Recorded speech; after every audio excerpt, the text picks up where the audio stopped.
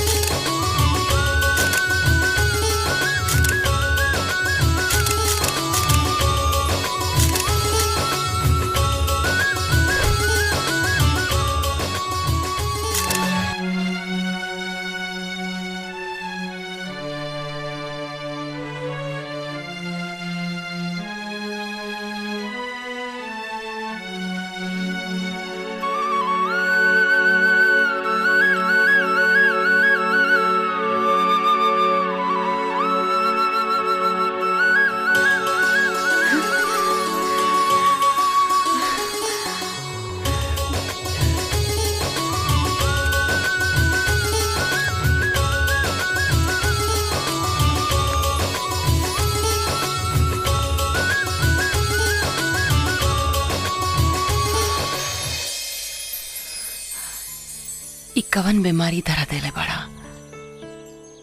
न भूख लगा था, न प्यास लगा था, न चैन बा, न करार बा। दिल धड़केला तो बस तोरे नाम से। अखियन में तोरे प्यार के बसेरा बन गइल बा। हमके अपन सीना से लगा ला तो सुकून मिल जाए। अब जुदाई साथ नहीं खे।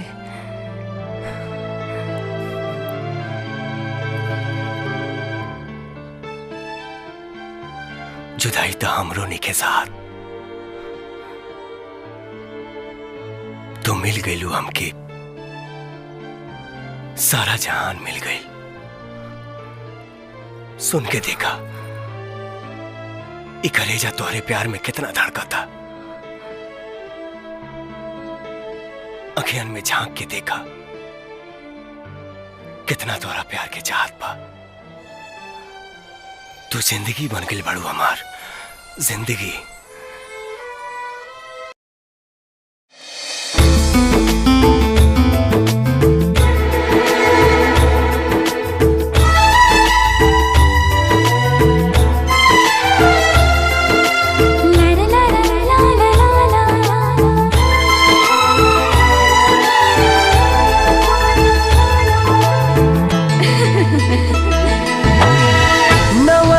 धवल अति सुंदर